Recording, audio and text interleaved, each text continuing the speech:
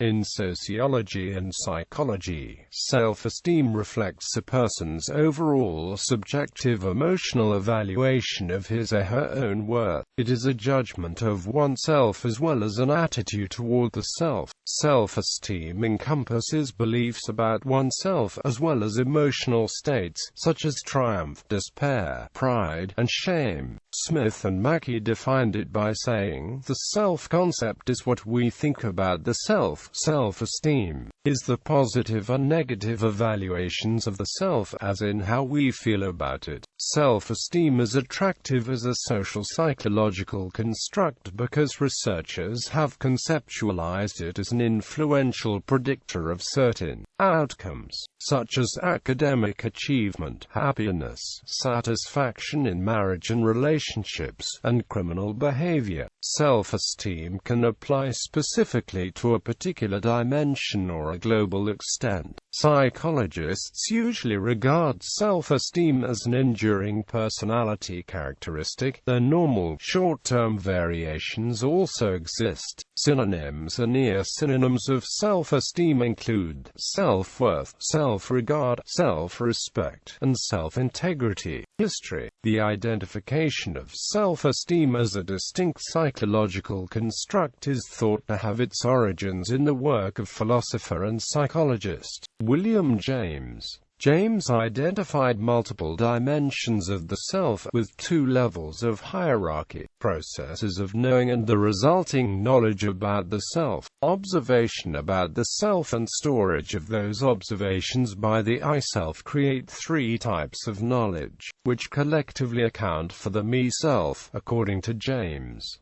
These are the material self, social self, and spiritual self. The social self comes closest to self-esteem, comprising all characteristics recognized by others. The material self consists of representations of the body and possessions, and the spiritual self of descriptive representations and evaluative dispositions regarding the self. This view of self-esteem as the collection of an individual's attitudes toward oneself remains today. In the mid-1960s, sociologist Morris Rosenberg defined self-esteem as a feeling of self-worth and developed the Rosenberg self-esteem scale, which became the most widely used scale to measure self-esteem in the social sciences. In the early 20th century, the behaviorist movement minimized introspective study of mental processes, emotions and feelings, which was replaced by objective study through experiments on behaviors observed in relation with environment. Behaviorism placed the human being as an animal subject to reinforcements, and suggested placing psychology as an experimental science,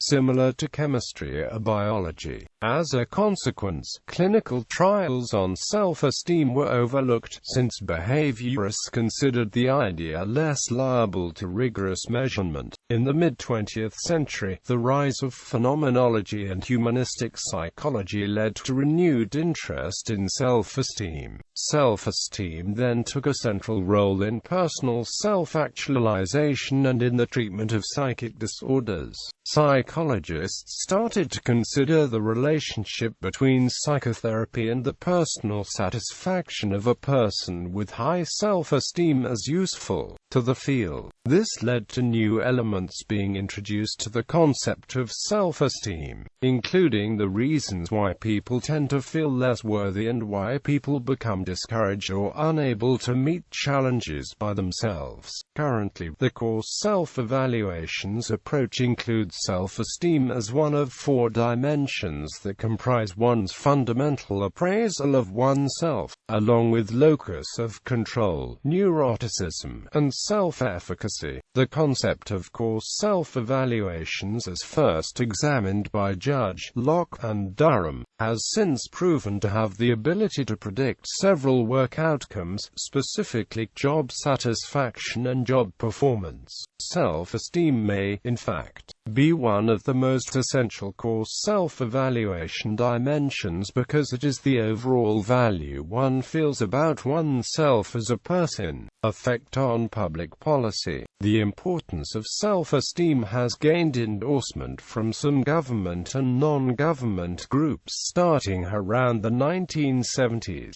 such that one can speak of a self-esteem movement. This movement can be used as an example of promising evidence that psychological research can have an effect on forming public policy. The underlying idea of the movement was that low self-esteem was the root of the problem for individuals, making it the root of societal problems and dysfunctions. A leading figure of the movement was psychologist Nathaniel Branden, who was quoted as saying, "Cannot think of a single psychological problem, from anxiety and depression, to fear of intimacy or of success, to spouse battery or child molestation, that is not traced back to the problem of low self-esteem." Self-esteem was believed to be a cultural phenomenon of Western individualistic societies, since low self-esteem was not occurring in collectivist countries such as Japan. The idea of low self-esteem and its many negative consequences led California Assemblyman John Vasconcellos to work to create and fund the task force on self-esteem and personal and social responsibility in California in 1986. The Vasconcellos argued that this task force could combat many of the state's problems, from crime and teen pregnancy to school underachievement and pollution. He compared increasing self-esteem to giving out a vaccine for a disease. It could help protect people from being overwhelmed by life's challenges. The task force created committees in many California counties and compiled a committee of scholars to review the available literature on self-esteem. This committee found very small associations between low self-esteem and its assumed consequences, ultimately showing that low self-esteem is not the root of all societal problems and not as important as the committee had originally thought. However, the authors of the paper that summarized the review of the literature still believe that self-esteem is an independent variable that affects major social problems. The task force disbanded in 1995, and the National Council for Self-Esteem and later the National Association for Self-Esteem was established, taking on the task force's mission. The Vasconcellos and Jack Canfield were a part of its advisory board in 2003, and members of its Masters Coalition included Anthony Robbins, Bernie Siegel, and Gloria Steinem. Theories. Many early theories suggested that self-esteem is a basic human need or motivation. American psychologist Abraham Maslow included self-esteem in his hierarchy of human needs. He described two different forms of esteem: the need for respect from others in the form of recognition, success, and admiration, and the need for self-respect in the form of self-love, self-confidence, skill, or aptitude. Respect from others was believed to be more fragile and easily lost than inner self-esteem. According to Maslow, without the fulfillment of the self-esteem need, individuals will be driven to seek it and unable to grow and obtain self-actualization. Maslow also states that the healthiest expression of self-esteem is the one we take deserve from others. It is more than just renown or flattery. Modern theories of self-esteem explore the reasons humans are motivated to maintain a high regard for themselves. Sociometer theory maintains that self-esteem evolved to check one's level of status and acceptance in one's social group. According to terror management theory, self-esteem serves a protective function and reduces anxiety about life and death. Self-esteem is important because it shows ourselves how we view the way we are and the sense of our personal value. Thus, it affects the way we are and act in the world and the way we are related to everybody else. Carl Rogers, an advocate of humanistic psychology, theorized the origin of many people's problems to be that they despise themselves and consider themselves worthless and incapable of being loved. This is why Rogers believed in the importance of giving unconditional acceptance to a client, and when this was done it could improve the client's self-esteem. In his therapy sessions with clients, he offered positive regard no matter what. Indeed, the concept of self-esteem is approached since then in humanistic psychology as an inalienable right for every person, summarized in the following sentence: measurement. Self-esteem is typically assessed using self-report inventories. One of the most widely used instruments, the RSES, is a 10-item self-esteem scale scores that requires participants to indicate the level of agreement with a series of statements about themselves. An alternative measure, the Cooper-Smith inventory, uses a 50-question battery over a variety of topics and asks subjects whether they rate someone as similar or dissimilar to themselves. If a subject's answers demonstrate solid self-regard, the scale regards them as well-adjusted. If those answers reveal some inner shame, it considers them to be prone to social deviance. Implicit measures of self-esteem began to be used in the 1980s. These rely on indirect measures of cognitive processing thought to be linked to implicit self-esteem, including the named letter task. Such indirect measures are designed to reduce awareness of the process of assessment. When used to assess implicit self-esteem, psychologists feature self-relevant stimuli to the participant and then measure how quickly a person identifies positive and negative stimuli. For example, if a woman was given the self-relevant stimuli of female and mother, psychologists would measure how quickly she identified the negative word evil or the positive word kind.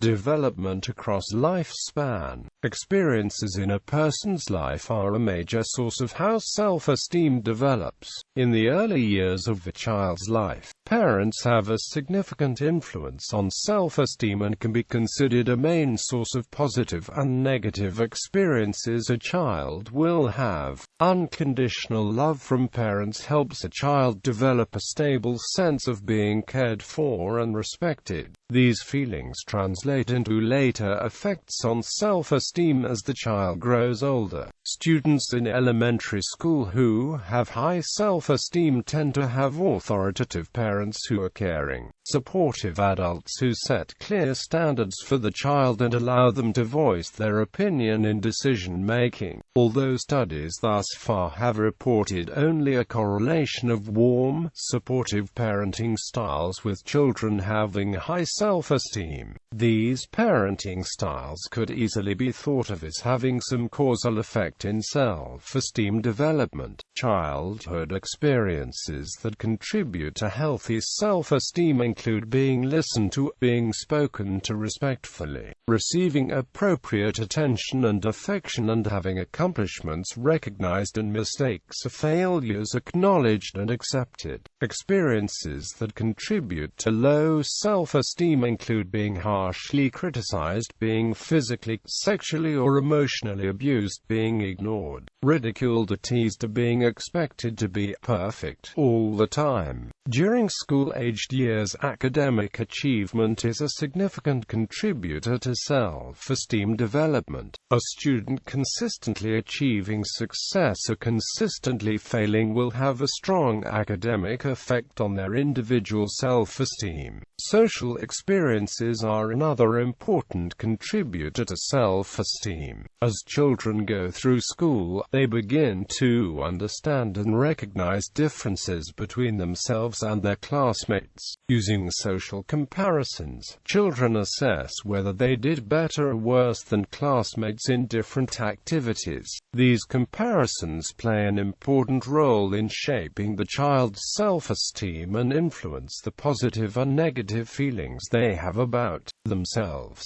As children go through adolescence, peer influence becomes much more important. Adolescents make appraisals of themselves based on the relationships with close friends. Successful relationships among friends are very important to the development of high self-esteem for children. Social acceptance brings about confidence and produces high self-esteem, whereas rejection from peers and loneliness brings about self-doubt and produces low self-esteem. Adolescence shows an increase in self-esteem that continues to increase in young adulthood and middle age. A decrease is seen from middle age to old age, with varying findings on whether it is a small or large decrease. Reasons for the variability could be because of differences in health, cognitive ability, and socio-economic status in old age. No differences have been found between males and females in the development of self-esteem. Multiple cohort studies show that there is not a difference in the lifespan trajectory of self-esteem between generations due to societal changes, such as grade inflation in education of the presence of social media, high levels of mastery, low risk-taking, and better health are ways to predict higher self-esteem. In terms of personality, emotionally stable, extroverted, and conscientious individuals experience higher self-esteem. These predictors have shown us that self-esteem has trait-like qualities by remaining stable over time, like personality and intelligence, although this does not mean it cannot be changed. Hispanic adolescents have a slightly lower self-esteem than the black and white peers, but then slightly higher levels by age 30.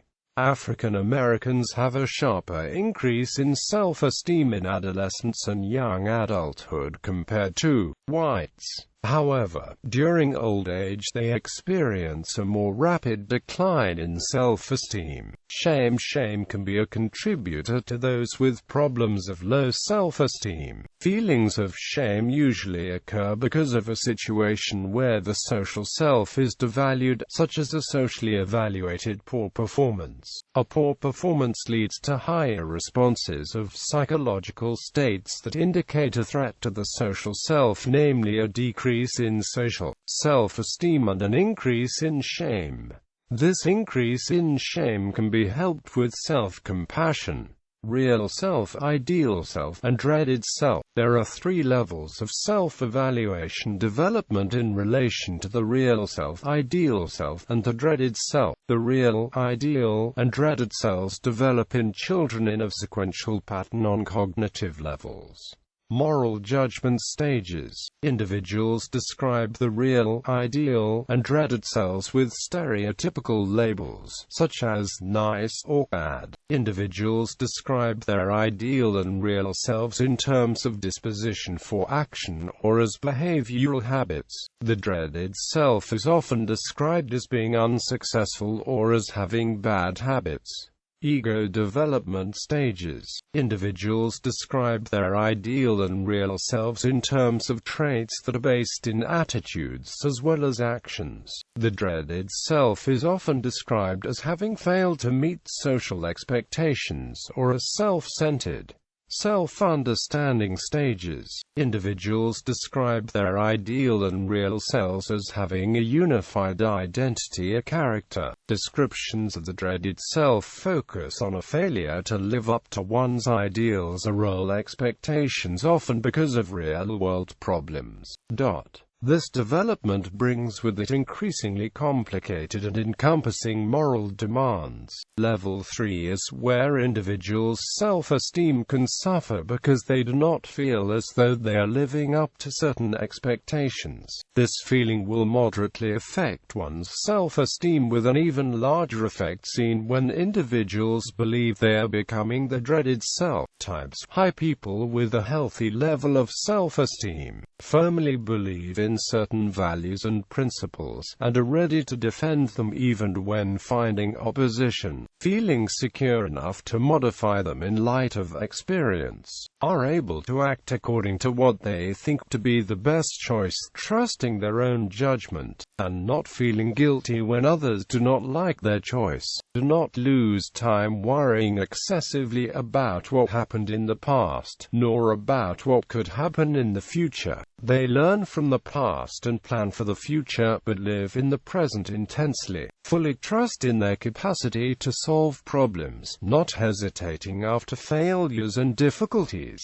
They ask others for help when they need it, consider themselves equal in dignity to others, rather than inferior or superior, while accepting differences in certain talents, personal prestige or financial standing, understand how they are an interesting and valuable person for others, at least for those with whom they have a friendship. Resist manipulation, collaborate with others only if it seems appropriate and convenient, admit and accept different internal feelings and drives, either positive or negative, revealing those drives to others only when they choose, are able to enjoy a great variety of activities, are sensitive to feelings and needs of others, respect generally accepted social rules, and claim no right or desire to prosper at others' expense, can work toward finding solutions and voice discontent without belittling themselves or others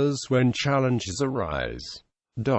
Secure versus defensive. A person can have a high self-esteem and hold it confidently where they do not need reassurance from others to maintain the positive self-view, whereas others with defensive, high self-esteem may still report positive self-evaluations on the Rosenberg scale, as all high self-esteem individuals do. However, the positive self-views are fragile and vulnerable to criticism. Defensive high self-esteem individuals internalize subconscious self-doubts and insecurities, causing them to react very negatively to any criticism they may receive. There is a need for constant positive feedback from others for these individuals to maintain the feelings of self-worth. The necessity of repeated praise can be associated with boastful, arrogant behavior, sometimes even aggressive and hostile feelings toward anyone who questions the individual's self-worth. An example of threatened egotism.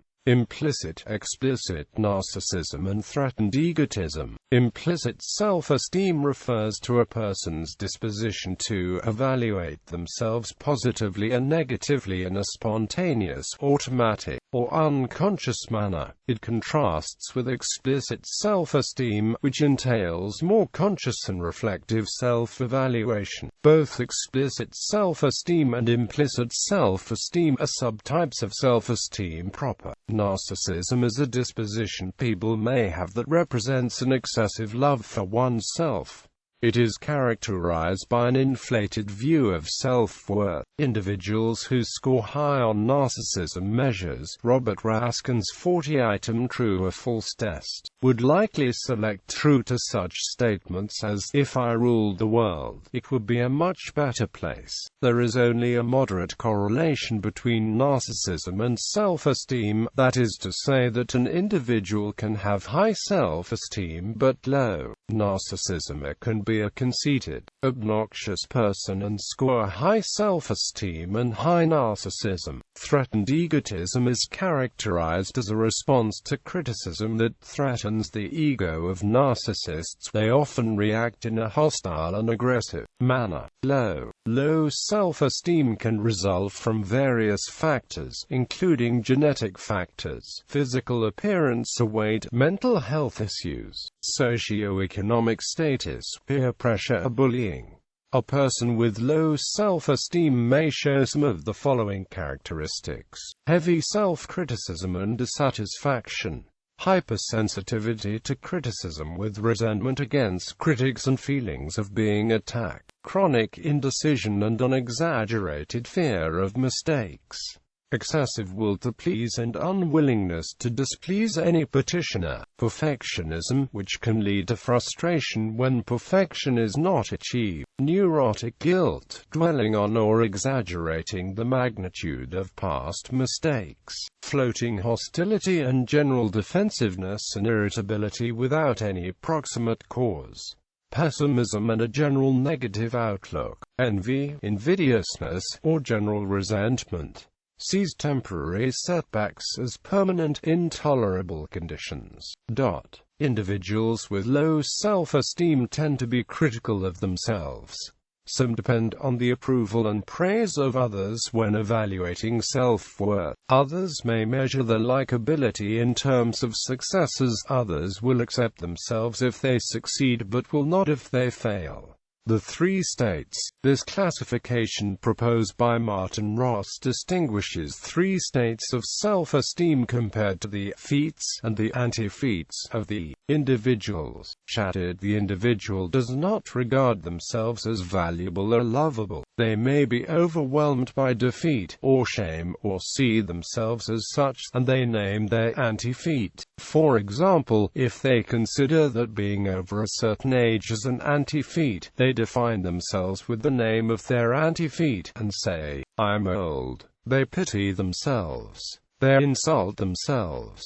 They feel sorry. They may become paralyzed by the sadness. Vulnerable. The individual has a generally positive self-image. However, the self-esteem is also vulnerable to the perceived risk of an imminent anti-feat. Consequently, they are often nervous and regularly use defense mechanisms. A typical protection mechanism of those with a vulnerable self-esteem may consist in avoiding decision-making. Although such individuals may outwardly exhibit great self-confidence, the underlying reality may be just the opposite. The apparent self-confidence is indicative of the heightened fear of anti-feats and the fragility of the self-esteem. They may also try to blame others to protect the self-image from situations which would threaten it. They may employ defense mechanisms, including attempting to lose at games and other competitions in order to protect the self-image by publicly dissociating themselves from a need to win, and asserting an independence from social acceptance which they may deeply desire. In this deep fear of being unaccepted by an individual's peers, they make poor life choices by making risky choices. Strong people with strong self-esteem have a positive self-image and enough strength so that anti-feats do not subdue the self-esteem. They have less fear of failure. These individuals appear humble, cheerful, and this shows a certain strength not to boast about feats and not to be afraid of anti-feats. They are capable of fighting with all their might to achieve their goals because, if things go wrong, the self-esteem will not be affected. They can acknowledge their own mistakes precisely because the self-image is strong, and this acknowledgement will not impair or affect the self-image. They live with less fear of losing social prestige, and with more happiness and general well-being. However, no type of self-esteem is indestructible, and due to certain situations or circumstances in life, one can fall from this level into any other state of self-esteem. Contingent versus non-contingent. A distinction is made between contingent and non-contingent self-esteem. Contingent self-esteem is derived from external sources, such as what others say, one's success or failure, one's competence, or relationship. Contingent self-esteem, therefore, contingent self-esteem is marked by instability, unreliability, and vulnerability. Persons lacking a non-contingent self-esteem are predisposed to an incessant pursuit of self-value. However, because the pursuit of contingent self-esteem is based on receiving approval, it is doomed to fail. No one receives constant approval, and disapproval often evokes depression. Furthermore, a fear of disapproval inhibits activities in which failure is possible. Non-contingent self-esteem is described as true, stable, and solid. It springs from a belief that one is acceptable, period. Acceptable before life itself, ontologically acceptable. Belief that one is ontologically acceptable is to believe that one's acceptability is the way things be without contingency. In this belief, as expounded by theologian Paul Tillich, acceptability is not based on a person's virtue. It is an acceptance given in spite of our guilt, not because we have no guilt. Psychiatrist Thomas A. Harris drew on theologian Paul Tillich for his classic "I'm okay, you're okay" that addresses non-contingent self-esteem. Harris translated Tillich's "acceptable" by the vernacular "okay," a term that means acceptable. The Christian message, said Harris, is not "you can be okay," if it is "you are accepted unconditionally." A secure non-contingent self-esteem springs from the belief that one is ontologically acceptable and accepted.